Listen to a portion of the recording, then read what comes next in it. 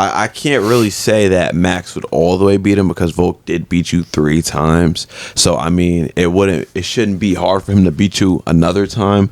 But Max is still young. Like he's like 31, 32. Yeah. And now he's even bigger and stronger. I think this is where he sits.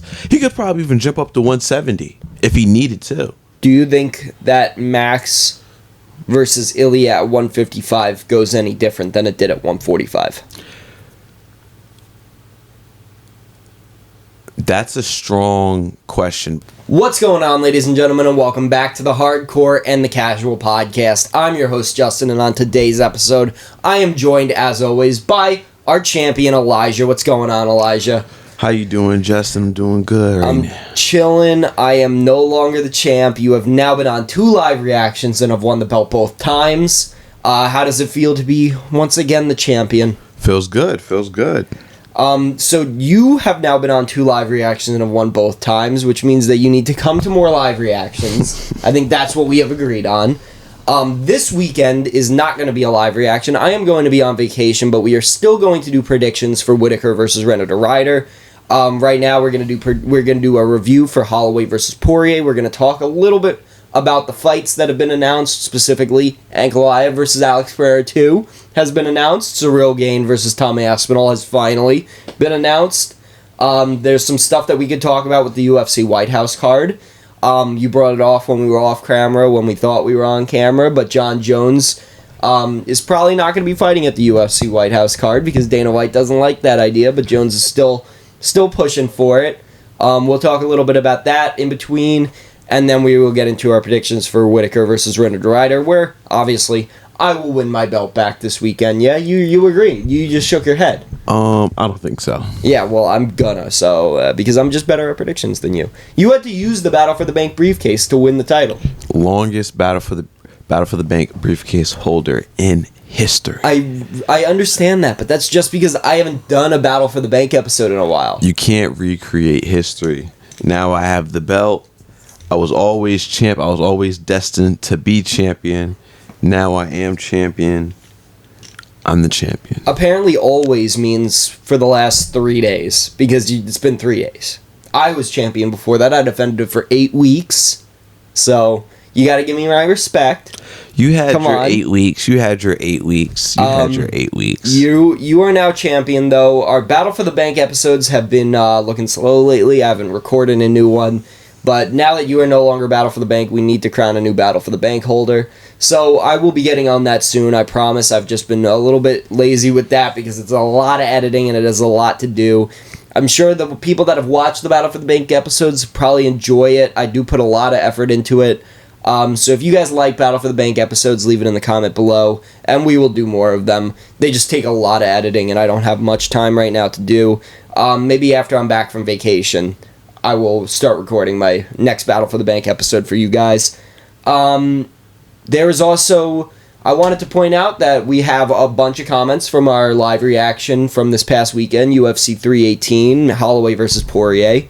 We read out the top comment on every episode. If you guys have the top comment, we will read it out. We will put it on the screen. We will read your name, the comment, and we will discuss your comment at the end of each episode. So please stay tuned to the end of the episode to see if your comment made it onto the screen. We'll pull it up. We'll look at that at the end of the episode.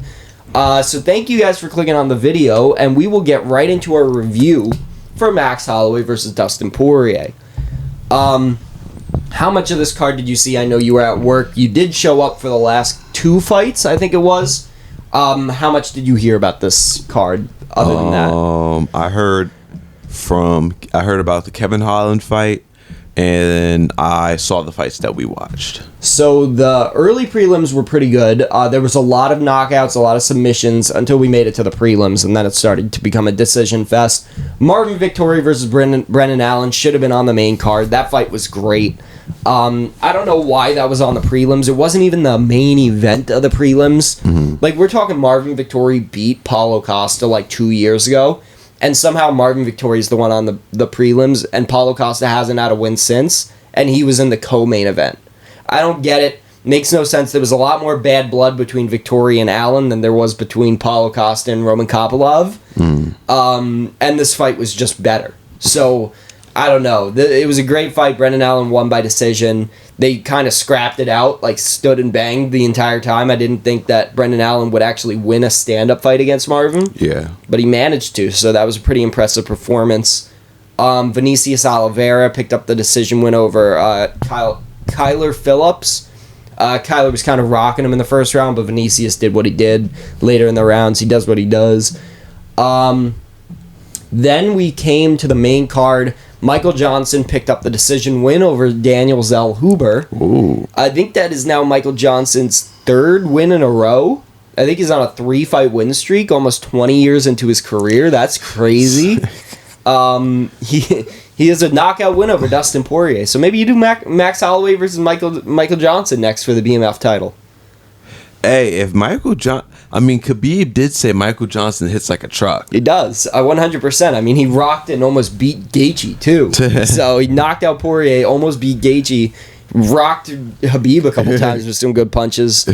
Yeah, maybe.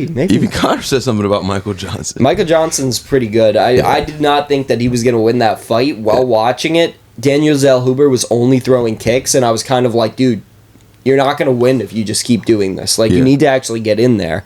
So then the longer I was watching while Zellhuber was just throwing kicks, I was like, oh, wait, Daniel Zellhuber's not actually that good. I started realizing it in the fight. Like, he's fine. He's a good fighter, but, like, he's just not at that level. If he doesn't have the wherewithal to know that you're losing by just throwing kicks, it was just a silly, like, I don't know. I don't know what his game plan was, but it wasn't working. Yeah. Then we have the most boring fight on the entire card, Pitbull versus Dan Ige. There was one knockdown in the whole fight, and it lasted for like 5 seconds, and then they got back up and then went right back to just staring at each other. Pitbull won the fight by decision. I didn't expect that. So he's ranked now. I don't know, bro. I don't see anything special about Pitbull. I really don't. I don't know how Dan Ige wasn't able to put him out. He really didn't seem like he tried. Even though he just fought Diego Lopez not too long ago and gave him a run for his money. Exactly, but it looked like Dan Ige just didn't really try against Pitbull. I don't know what was going on in that fight. It was boring. There was really nothing to talk about. Kevin Holland versus Daniel Rodriguez on the other hand, that was a fight. Those guys went back and forth. D-Rod was rocking him in the first round. He rocked him in the second round. Then Kevin Holland came back and rocked him again in the second round. And then he rocked him in the third round. And it was just a back and forth war. I loved that fight. Marvin Vettori versus Brendan Allen got fight of the night. I thought that this fight was better, but definitely the main event should have gotten fight of the night. So there were two fights that I would have put as fight of the night over Vettori versus Allen. So I don't get it, but this was a better fight overall. And Daniel Rodriguez won the decision. I thought that it was fairly close. I thought it all came down to how you judged the first round, really. Yeah. And the first round I gave to D-Rod in the moment, but I saw a lot of people saying Holland. And then the odds shifted towards Holland really big towards the third round. So I was like, maybe Holland did get it, but in the moment, I was judging it for D-Rod. So I can see why D-Rod won. Great fight, though. Kevin Holland can no longer win 3 fights in a row. He goes like 2 wins, loss, 2 wins, loss, 2 wins, loss every time. I still love Kevin Holland. Yeah. I still can't wait for the next time he fights. Hopefully Colby versus Kevin Holland on that. Whoa. Hey, computer, shut the hell up. I'm talking here. But technical difficulties. Hopefully we get Kevin Holland versus Colby Covington on that White House card. That'd be awesome. Yeah. Next up, the fight that I talked about a little bit, Paulo Costa versus Roman Kopylov. There really wasn't much to talk about here. That fight was a dominant performance by Paulo Costa. It wasn't. They were back and forth. It wasn't that back and forth. Okay, let me tell you why I think that wasn't a dominant performance by Paulo Costa. He landed one good strike in the first round that knocked out the mouth guard of Roman Kopylov. Other than that, they were punching each other back and forth the whole round. It was a completely, if you take out that knockdown, it was a completely even round. That would have been a 10-10 round. That was 10-8. No, it wasn't a 10-8. That was definitely a 10-8. No, it wasn't. He got one knockdown. That's not a 10-8. They were going back and forth the entire time. Second round, he got another knockdown, or I don't even think it was a knockdown. He just stumbled him really bad with one strike. Other than that, swinging back and forth for the entire second round. And then third round, super boring. Roman Kopylov probably won the third round, though. He hit Paulo with a bunch of strikes in the third round, bunch of good strikes. And Paulo Costa picked up the decision. There really wasn't much to talk about here. Were you watching that fight? I was. I was sitting right next to you when it was happening. Bro, I was watching that whole fight. Did you watch the third round? Yes, when Roman Kopylov was landing really big strikes on Paulo Costa. He was not landing that many big strikes. More than Paulo Costa? Yes, Paulo Costa was piecing him up. In the third specifically, yes, he was landing more big strikes. Not in the first and second, he got the 2 knockdowns, but in the third, Kopylov was winning. I had it 3-0. No. Roman Kopylov probably took that third round. Paulo Costa definitely the first 2. What? And this is now Paulo Costa's one and only win in the UFC. This is the one person that he has a win over in the entire UFC right now. Like, yeah, all of his other wins are against people that have either been fired, retired, or quit. Everyone else is gone. Roman Kopylov is this one win in the UFC, and somehow he's ranked number 12 in the division. And now Paulo Costa's that holds his rank, right? Yeah, he's actually tied with Marvin Vettori in the rankings. I think they're both ranked at 11. Wow. But Paulo should be ranked at 12th because Marvin Vettori already beat Paulo Costa. No. I think Paulo Costa right now beats Marvin Vettori. And then he moves up and then he fights Izzy. That wasn't the eraser. That wasn't Paulo Costa. That was the eraser. That guy was not Paulo Costa. That guy was like... I still haven't thought of a good joke for it. What is a good joke where it's not the eraser? He's the pencil. I don't know. He's the broken pencil. He's the number 2 pencil. I mean, listen, he wants to fight Chimaev. Him and Chimaev have beef. No, that doesn't make any sense, though. He needs to fight, like... He needs to beat someone. But like, him someone and with a Chimaev, name. But think about it. So, Paulo Costa, he was in the co-main event. I mean... He hasn't fought. I mean, he hasn't won in a while, but he definitely has to pull some amount of pay-per-view numbers. But him versus Chimaev would pull so many pay-per-view numbers. It really would. He should fight. Paulo Costa should fight the loser of Imavov versus Kaliyo Bahalyo. Whoever loses the fight between Imavov and Kaliyo Bahalyo, that's who Paulo Costa should get next. Why shouldn't he fight Izzy? Because Izzy should fight Sean Strickland, and I know that I've been hearing a lot that fight's not going to happen, but it should. It just should. And Sean Strickland versus Izzy 2 is the fight to make in the division. That would sell a lot of pay-per-views. I know it would. Probably wouldn't even be on pay-per-view. It'd probably be on a fight fight night. night. Title. No. Yes. No. Though neither of those guys are BMFs. There's a definition to BMF. You got to be a scrappy. You got to be good. You know, you can't be a point fighter like those two. They're scrappy. Not really. And Max Holloway's not a point fighter? No, he's knocks people out now, dude. Come on. Oh, yeah. He knocks people out. Korean Zombie, Justin Gaethje. He knocked down Poirier like twice in the fight. Come on, dude. He's a knockout artist now. He holds... Whoa. Max Holloway... Whoa. Max Holloway has 13 finishes in the UFC. He's tied for like 5th all-time for the most finishes in the UFC. So I don't want to hear this about him being a point fighter. Knockout artist. I don't want to hear it about him being a point fighter. Knockout artist? Max Holloway is tied for 5th most finishes in the UFC history. I count on him to get a knockout, but a knockout artist is different. Well, now that we're talking about the guy, we might as well talk about the fight. Max Holloway versus Dustin Poirier was a scrap, and I loved it. Yes. I loved the entire fight. Yes. You can see my live reaction to it. It was amazing. I was going crazy.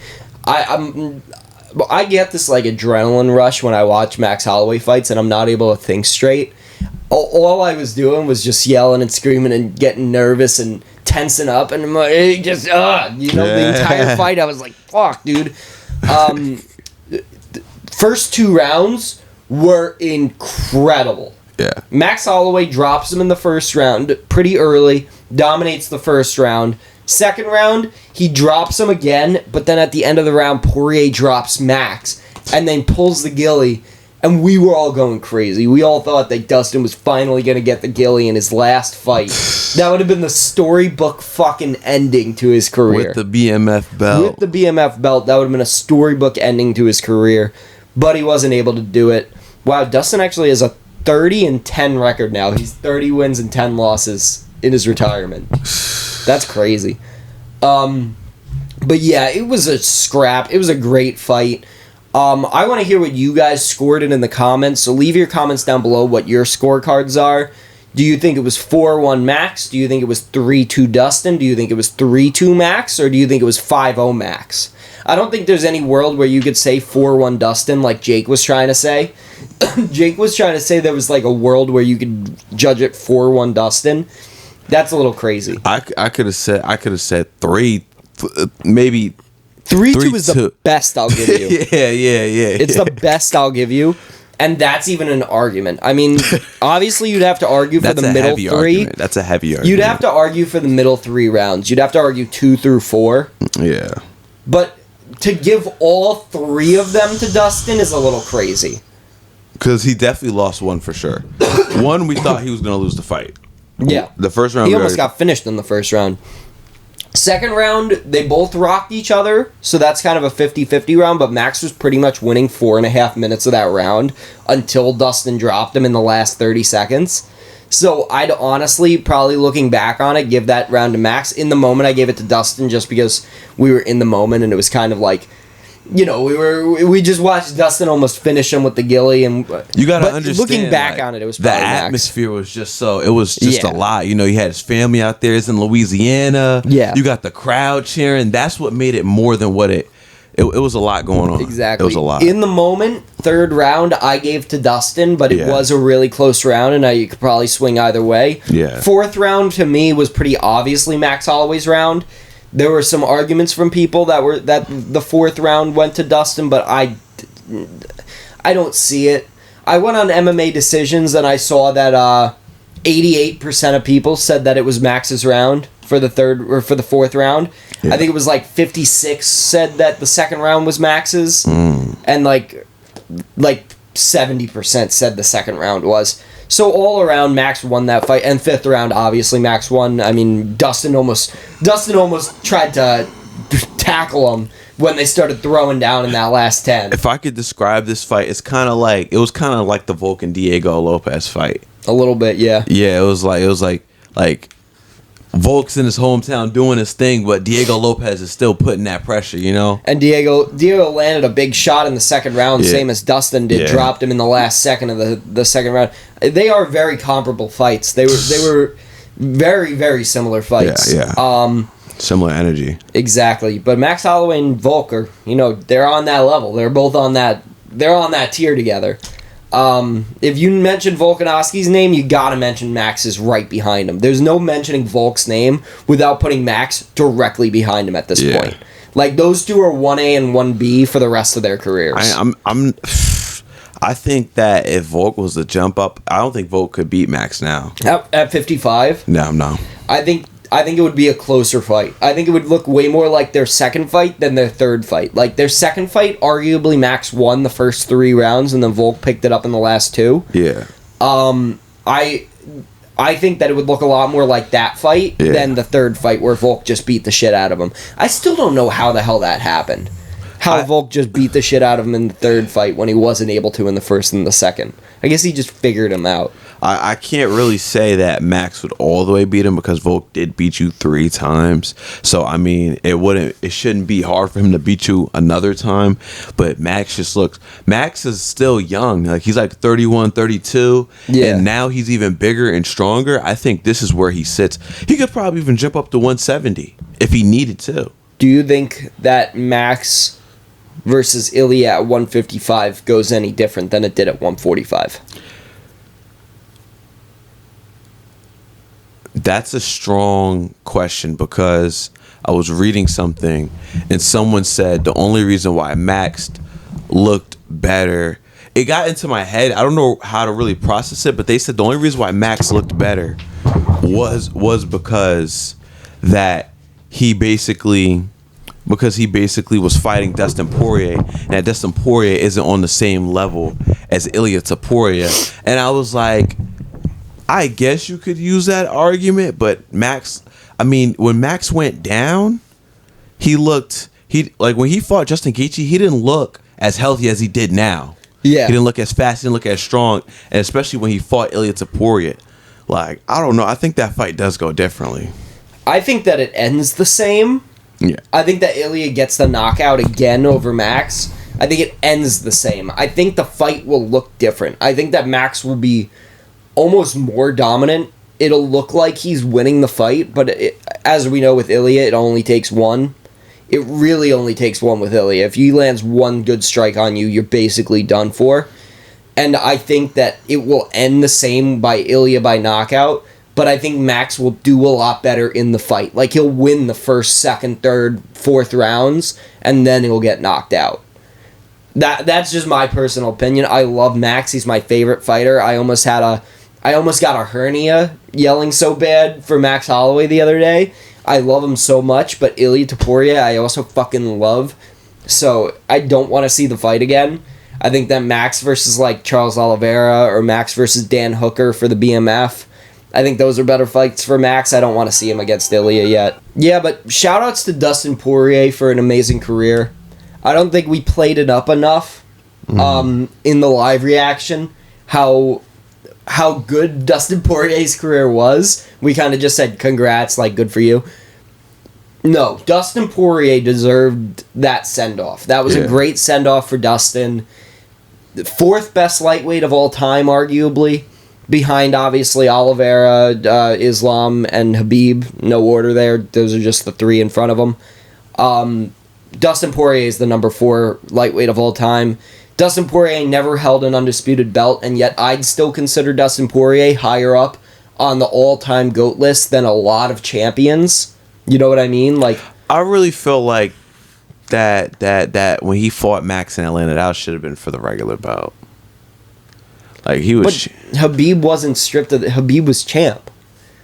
It was an interim title. That's how it works. Khabib should have dropped the title. No, I don't think so. Khabib's legacy was too much to lose the title like that. But I think that Dustin is over people like Jamal Hill. Like, Jamal won the undisputed title, but I'd still put Dustin higher up in a GOAT list. Yeah.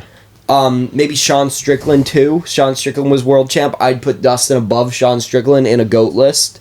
Oh, yeah, definitely over Jamal Hill and Sean Strickland. Yeah, there's a bunch of people that have been world champion that I'd put Dustin in front of, even though he had never held the world title.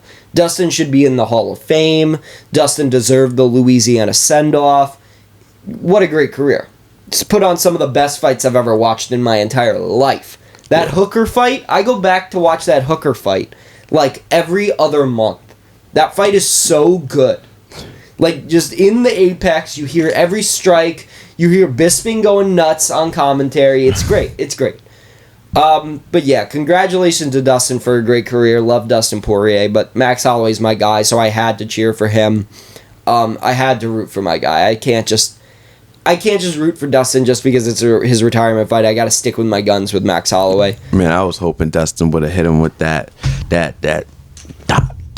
He didn't really do anything in that last 10 seconds. He said Max hit him with like 2 really good strikes in that like blitz and that flurry, and then he was like, so he grabbed him. He didn't want to turn out like Gaethje did. So let's wrestle. Yeah, exactly. Let's wrestle. 2-3 years, Louisiana. Forget.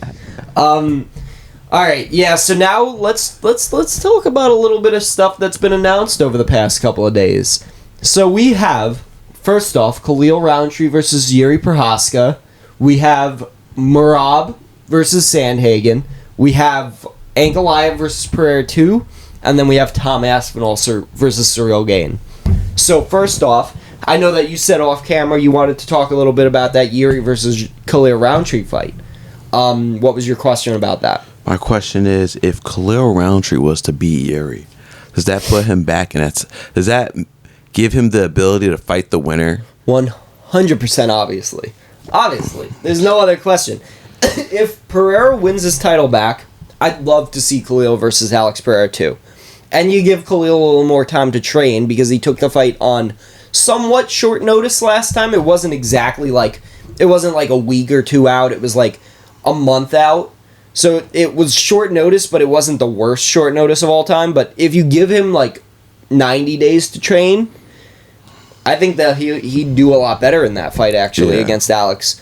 If Ankalaev wins, that's a fresh new fight. Ankalaev versus Khalil, we've never seen that fight before. Yeah. I think that'd be a great fight too. That'd be something that would get my interest. Especially Ankalaev with his boxing, and then you got Khalil with his... I was going to say, that's a crazy stylistic fight too. Just looking at them, standing next to each other, and then their fight styles, that's a crazy, like... Seeing them across from each other and how they fight and seeing how they fight each other will be nuts. I wouldn't even know, like, what to expect. Exactly. It's such a weird fight to look at. Like, I don't know. They both are unorthodox in their own ways. Yeah, like... But they look regular fighting Alex Pereira. It doesn't make sense because Alex Pereira is like unorthodox his own way. But that's 100%.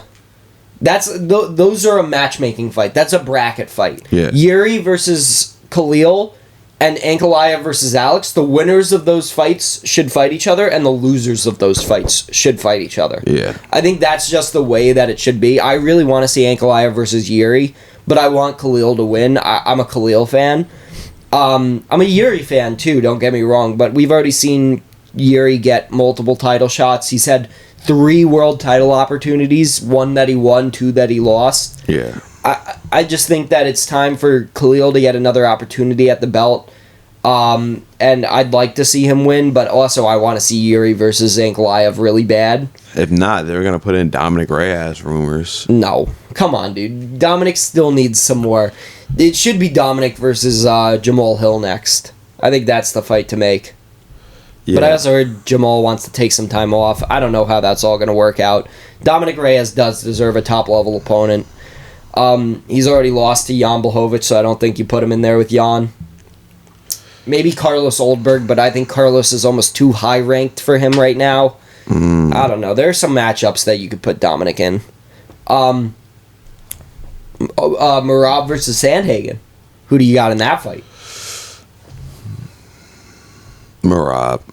Yeah, it's pretty obvious. I mean, if Sandhagen can land one of his flashy knees or flashy kicks, then I'm sure he could catch him with something. You know Merab's going to shoot the takedown, ground him out. Sandhagen's really good at takedown defense. We saw that in the Umar fight, but we know that Merab's better at grappling than Umar, slightly better. More so a third lung. So I think Merab's going to grind him out to a decision. Yeah. That'll secure his spot as the bantamweight GOAT 100%. There won't be an argument. I don't think there's an argument now, but there won't be an argument after that. He'll be probably number 2 pound for pound, all that shit. Merab's too good. He's just too good. But that's not the fight that interests me. Ankalaev versus Alex Pereira too. Come on, dude. You think that Alex Pereira is going to beat Ankalaev, I assume. No. No? You think Ankalaev's going to win? I think he'll win. I think this might be the slowdown of Alex Pereira because you got to understand, he's been through a lot of fights, and he's the same age as John Jones. So obviously, we've seen, and John Jones has been through a lot of fights over the years. We've seen how he's slowing down. I don't think Alex Pereira, I think he has knockout power. I think that if you get too close and you're not smart enough, or if something was to happen, you're done. You're lights out. But I think he's slowing down, just kind of like Izzy. Like Izzy, his skill is there. We've seen that in the DDP fight, but he's just lost that step. Not so more in just his fighting skill, but just the hunger for the game. Yeah. And I think that mentality really messes up with your skill. I think that it's going to look very similar to the first fight if Ankalaev can't get him to the ground. I think he's going to strategize a way to try and get him to the ground a little more. He wasn't able to in the last fight, I don't think. Maybe he got like 1 half takedown, but he never really controlled him on the ground at all. I think that if he does manage to get him to the ground, it's going to be an easy night for Ankalaev. But if it's on the feet, obviously Alex Pereira always has an opportunity to win. He wasn't able to last time, but he's going to come in with a different strategy too. It's going to be a completely different fight, and I'm super excited for it. That's coming in, I think, like 2 months or so, and then the month after will be, finally, Tom Aspinall defending his undisputed heavyweight championship against Cyril Gane, who is sadly getting another opportunity at this title fight. after already losing to 3 different champions. How many opportunities does the guy get? Does that... I mean, Cyril Gane is probably one of out of every other heavyweight and every other company, he's definitely the best besides Tom Aspinall and John Jones. 100%. So and Francis Ngannou. So between them 3 or 4, I mean, you would just have to rank them right after that. Rank them right after that. I think that Tom Aspinall wins. I think he knocks him out. And then I think he moves on to Jahilton Almeida. And then that fight is a lot more difficult. I think that fight will be harder for Tom Aspinall than the Cyril Gane fight. I saw Cyril Gane get knocked down by Tai Tuivasa. I'm sure that Tom Aspinall can put him out. That's just the way I look at it. I don't think that Cyril has the power to put Tom Aspinall unconscious. I think that maybe he could win a point fighting battle. No. I think Derek Lewis will be next. Shut the hell up. No, for real. Jahilton Almeida has a win over Derek Lewis. We got to give Derek Lewis his retirement fight. Jahilton Almeida has a win over Derek Lewis. Retirement fight. All right, then do Derek Lewis versus someone else. It doesn't have to be for a world title. It has to. No, it doesn't. Derek Lewis does not deserve a world title fight. He just doesn't. What if he knocks out Tom Aspinall? He doesn't deserve the opportunity to fight Tom Aspinall. How do you know? Because he has a loss to Cyril Gane, Tai Tuivasa, Jahilton Almeida. Like, come on, dude. Just because he has wins over frickin' Volkov and Curtis Blades. He beat Dontel Mays.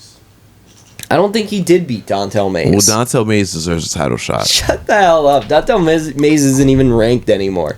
That's how bad Dontel Mays is. You know they're actually going to extend his contract? You know how bad you have to be a heavyweight and not ranked right now in the UFC? You have to be pretty bad to not be ranked as a heavyweight in the UFC. There's guys that have 1 fight in the UFC and are ranked at heavyweight. So, Dontel Mays ain't that good. Volker Walker, on the other hand, three heel hook submissions in a row, and one of them being over Dontel Mays. Volker Walker's better. Johnny Walker's brother, he's good, man. He's good. No. He'd fucking heel hook you. Nah, I'd catch it. And then I'd say, let's wrestle. Let's wrestle then. All right, let's do our predictions for the next card, Whittaker versus Rener de Ryder. You ready? We're going to start with the main event of the prelims because it's Bryce Mitchell versus Sad Nurmagomedov. I don't know how the fuck this isn't on the main card. This should be co-main. I don't know why this is on the prelims, but we're going to do this fight too. So Bryce Mitchell versus Sad Nurmagomedov. Bryce is 17-4, making his bantamweight debut. Sad is 18-4. 3, 2, 1. Bryce Mitchell. Bryce Mitchell. Yeah, we both have Bryce Mitchell. That was pretty obvious. Can Sad win? Yes, obviously. Will Bryce Mitchell win? Yeah, probably. Sadly, Evloev versus Aaron Pico is no longer on the card. I'm very upset about that, but Evloev should be getting the next title fight against Alexander Volkanovski anyway, so hopefully they just do Evloev versus Alexander Volkanovski next instead. But I think Evloev might be injured or something, so maybe that fight doesn't happen. I don't know what they're doing with featherweight. Featherweight's a shit show now that Ilya and Max are gone. Nikita Krylov versus Bogdan Gustov. Krylov is 30-10 and Bogdan is 17-3. So either NK or BG. 3, 2, 1. I got Krylov. BG. You got BG. Yeah, I don't know. This fight could go either way. Bogdan could probably knock him out, but Krylov could probably submit him. I think he probably could submit him. All right. Azu Almabayev versus Jose Okoya. So Azu is 21-3 and Jose is 8-1. This is a short notice fight for Jose, by the way. Okay. So either AA or JO. AA is ranked too, by the way. 3, 2, 1. Joe. Okay, I got Azu. All right. Next up, we have Shara Bullet versus Marc-Andre Barriault. Shara Bullet is 15-1 after his loss to MVP. Marc-Andre Barriault is now 17-9 after his brutal knockout over Bruno Silva. Yeah, this is gonna be all right. Either Shara Bullet or Marc-Andre Barriault. 3, 2, 1. Shara Bullet. I got Shara Bullet too. All right. At least we have one. We have two opposite predictions so far. All right. Next up, we have Petr Yan versus Marcus McGee. What a weird fight for them to line up for Petr Yan. I don't get this. Why do they keep on giving Petr Yan like low-ranked guys? Like Petr Yan should be fighting for the title, if anything, right now. He pulls. Marcus McGee is 10-1, by the way.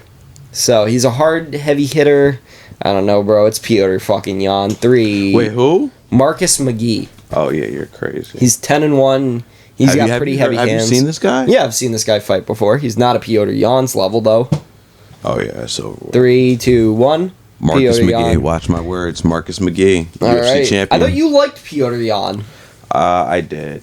You did? What happened? His fight, like with Sean O'Malley, and that fight where Charles Oliveira fought Islam, like that was my introduction card. And then seeing Aljamain fight that was my that was my favorite card. So those three fighters became my favorite. Oliveira right then and there, Aljamain, and Sean O'Malley.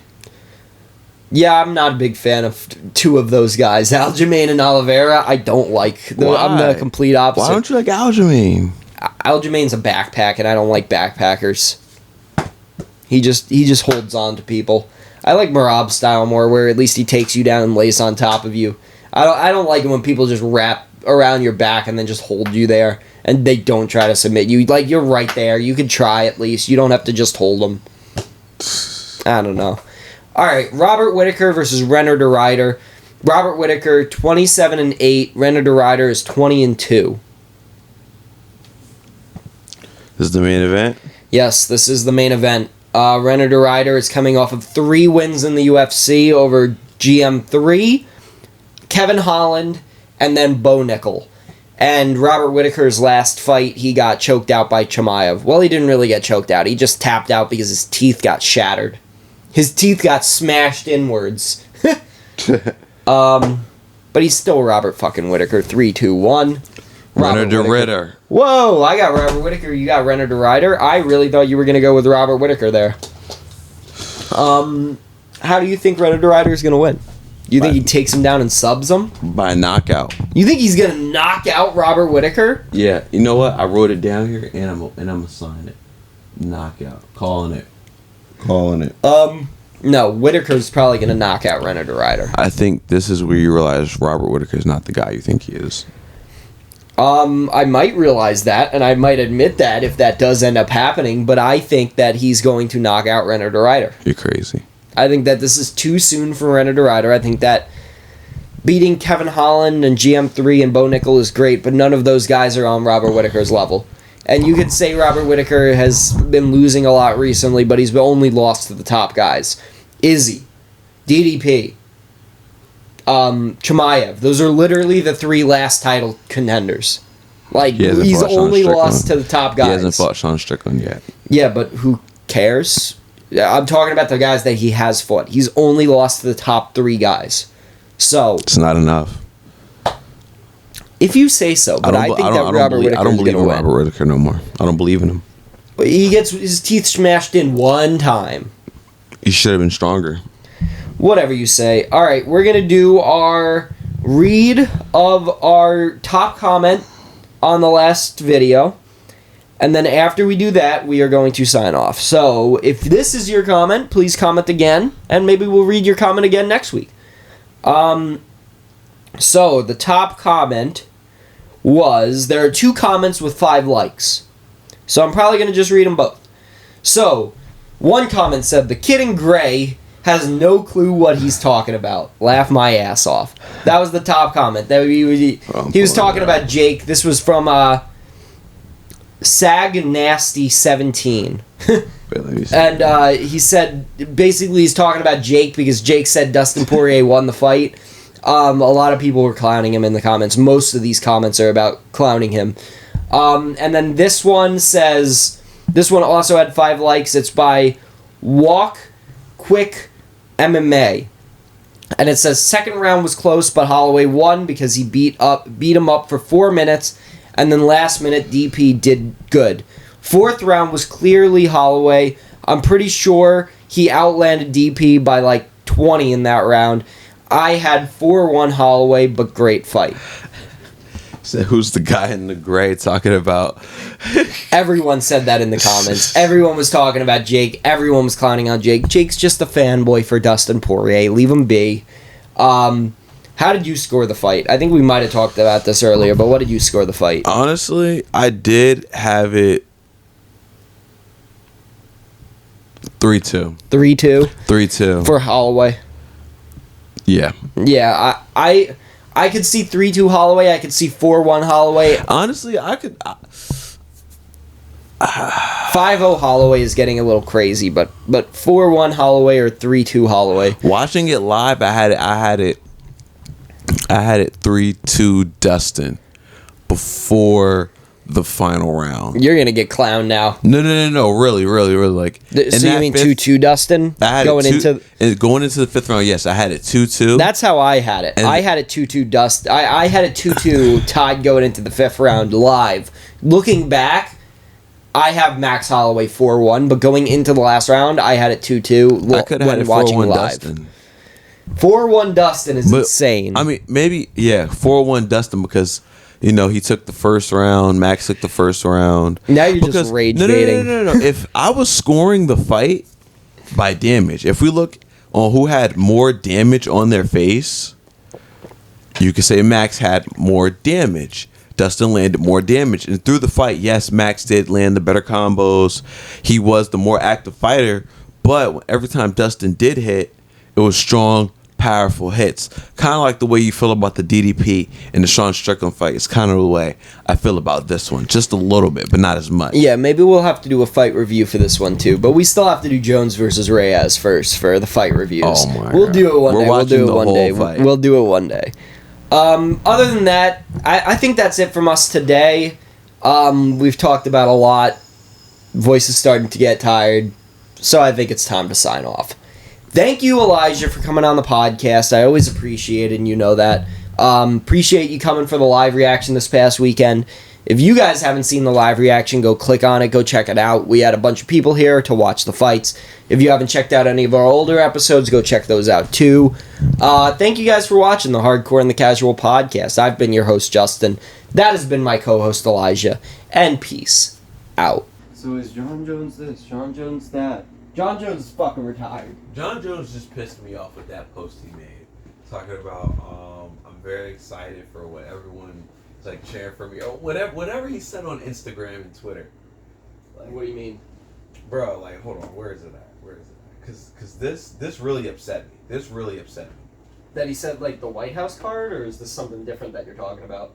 No, I think it has to do with the White House card, but how he just went about it. He says, I heard the comments made at last night's press conference. While I was a little disappointed, I'm still in the UFC's drug testing pool, staying sharp and continuing to train like a professional. I'll be ready for whatever comes next. I know what he was responding to. He was responding to Dana White saying that he didn't want Jones on the White House card because he was afraid that Jones was going to, like, get into some criminal issues or something. He said Jones is too much of a liability to put him on that card because, like, they would need someone that is actually, like...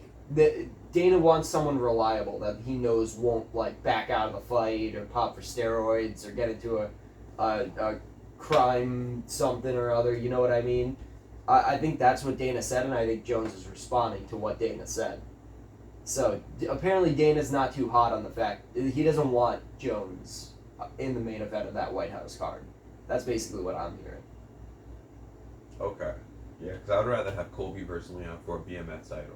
What are we talking about here? No, for the White House? Yeah, for That the would be White House perfect, card. Colby. That's a fine fight to put on the White House card if you want. I feel like Colby's probably going to be on the White House card. Yeah. But not for the BMF title. What the hell are you talking about? For the Neither BMF. of them are BMFs.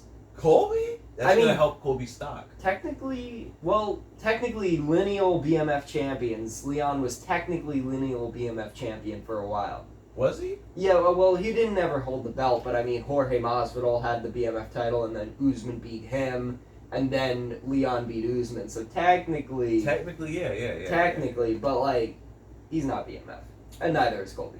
MMA fans, if you want more content like this, please click right here. Go under playlists and check out all the variety we have to offer. And if you want a suggestion on where to start, click on this video right here. If you want to be up to date or communicate with us on any of our social media platforms, check out That Casual HQ. And we will see you all soon. Stay casual.